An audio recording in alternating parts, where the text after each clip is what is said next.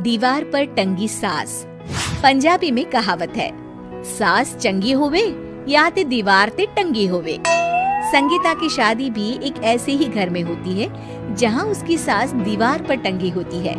ससुर और पति शादी के पहले दिन उसे सास के फोटो के सामने ले जाते हैं, जहां ससुर जी कहते हैं, बेटा बेटा संगीता, ये तुम्हारी सास थी, बहुत नेक और भली, लेकिन थोड़ी गुस्सैल थी। गुस्सा आने पर सब तहस नहस कर देती थी, पर अब ये इस दुनिया में नहीं है। हाँ संगीता, माँ होती तो तुम इनकी कोई बात टाल नहीं सकती थी, वरना तो माँ घर में भूचाल ले आती। संगीता मन में खुश होती है कि अच्छा है कि ऐसी औरत अब इस घर में नहीं है, लेकिन दिखावे के लिए वो जैसे ही सास की फोटो के सामने हाथ जोड़कर खड़ी होती है, ये क्या? सास उसे देखकर मुस्कुराने लगी। संगीता आंखों को मलकर एक बार फिर से देखती है, लेकिन फिर सास के चेहरे का भाव, भंगिमा यानी एक्सप्रेशन बिल्कुल बदले होते हैं। वो अपने पति और ससुर को कहती है, माँ की तस्वीर तो स्माइल कर रही है। ना ना बेटी, ये कैसे संभव है? जरूर तुम्हें कोई गलती हुई होगी, ऐसा कैसे हो सकता है? लगता है तुम शादी की सारी फॉर्मेलिटी करते करते थक गई हो, तुम्हें आराम की जरूरत है संगीता। खैर, सारे संगीता की बात को इग्नोर कर कमरे में चले जाते हैं। वैसे सास की फोटो पर एक्सप्रेशन एक के बाद एक बदलते ही रहते हैं। सुबह होती है, पति और ससुर को काम पर भेजकर संगीता कमरे की सफाई करने में लग जाती है कि तभी उसे आवाज आती है, टेबल ठीक से साफ करो।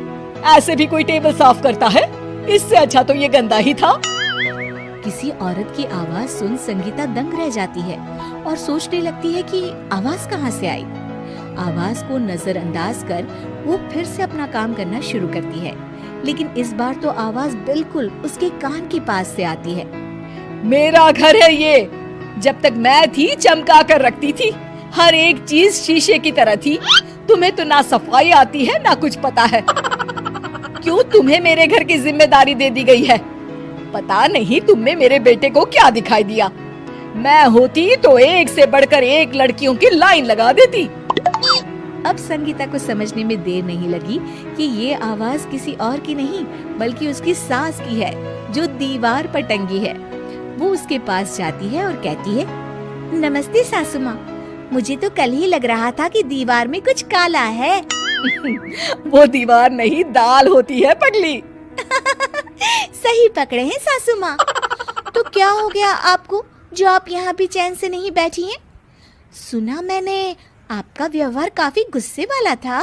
चुप रह तू, ज्यादा बकर बकर ना कर। घर का काम करना तो आता नहीं, आई है मुझसे बहस करने। हाँ देखिए सासू माँ, मैं आपसे साफ साफ कह देती हूँ, मुझसे पंगा लेने की कोशिश मत करिएगा। तभी पीछे से संगीता का पति आता है। अरे संगीता, किससे बात कर रही हो? कौन है वहाँ? संगीता की सास की फोटो फिर से पहले जैसी हो जाती है। आपकी माँ से कह रही थी कि मुझे काम करना आता। अरे संगीता, माना सास के ताने हर बहू को अच्छे लगते हैं, लेकिन यहाँ तो माँ है ही नहीं, तुम तो फोटो से ही। तुम भी लाजवाब हो संगीता। किसी को विश्वास नहीं होता कि संगीता अपनी मरी हुई सास की फोटो से बात करती है। वहीं आए दिन संगीता की सास संगीता को किसी न किसी बात पर आते जाते ताने देती। संगीता को भी अब सास के तानों और उनसे बात करने की आदत हो गई।